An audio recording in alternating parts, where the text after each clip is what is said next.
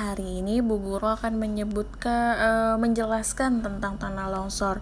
Tapi sebelumnya Bu Guru minta maaf ya kalau misalnya ada suara-suara berisik, soalnya Bu Guru sedang ada di ruang depan, jadi ketika tetangga berbicara akan kedengaran. Mohon maaf ya. Jadi hari ini Bu Guru akan menjelaskan tentang tanah longsor, di mana sebelumnya Bu Guru akan mereview kembali apa saja sih gejala alam yang sudah kita pelajari di pekan ini, yaitu kemarin sudah ada gempa bumi, ada halilintar atau petir atau kilat, sama saja ya. Terus ada ombak dan ada tanah longsor. Hari ini Bu Guru akan fokus untuk menceritakan sedikit tentang tanah longsor. Bu Guru, tanah longsor itu apa? Baik, mungkin anak-anak ada yang sudah pernah mendengar atau melihat di televisi berita-berita tentang tanah longsor.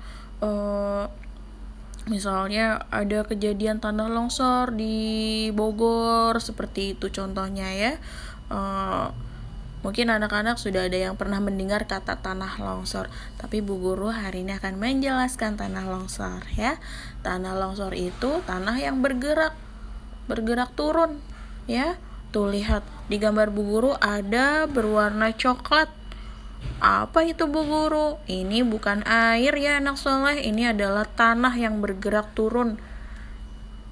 Tuh namanya tanah longsor, dan akhirnya menimbun rumah di bawahnya.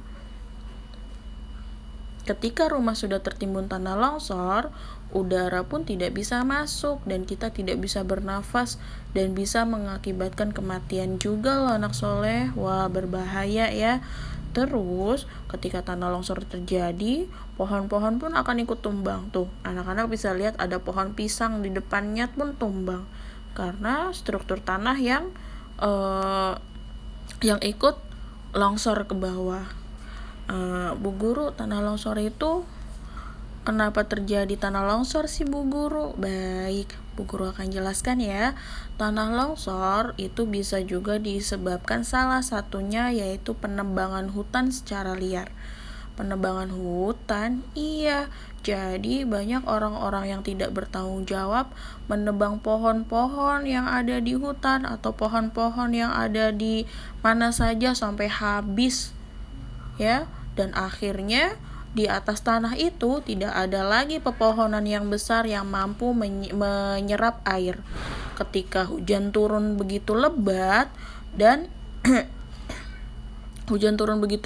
membasahi tanah yang tidak ada tanamannya atau pohon-pohon yang besarnya, itu mengakibatkan tanah itu menjadi basah dan sangat basah, sampai benar-benar basah, karena dia tidak punya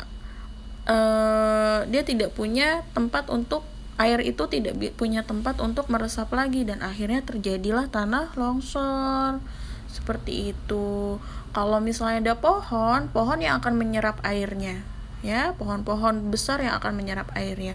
Tapi karena tidak ada pohon di atas tanah itu, akhirnya semua air ada di mengenai tanah itu, dan akhirnya tanah itu menjadi basah sekali dan mudah untuk longsor ya, karena tidak ada penopangnya lagi. Makanya untuk menghindari tanah longsor, kita melakukan penghijauan. Penghijauan itu dinamakan reboisasi.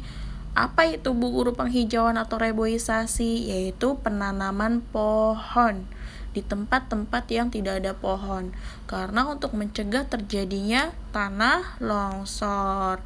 Seperti itu. Tapi siapa sih yang menghendaki tanah longsor? Allah Bu Guru. Benar sekali. Tanah longsor berbahaya tidak? Sangat berbahaya. Kalau ada orangnya yang di bawah, ketika terjadi tanah longsor tiba-tiba, orang itu akan tertimbun tanah juga dan akan meninggal karena tidak ada udara yang masuk ke dalam hidungnya ya, karena disebabkan tanahnya sudah menimbun badannya, seluruh badannya.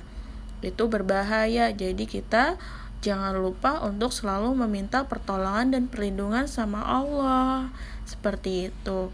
Hari ini Bu Guru akan mengajak anak-anak menggambar pohon. Ya, ceritanya kita menanam pohon. Sampai sini aja ya. Simak video Bu Guru selanjutnya.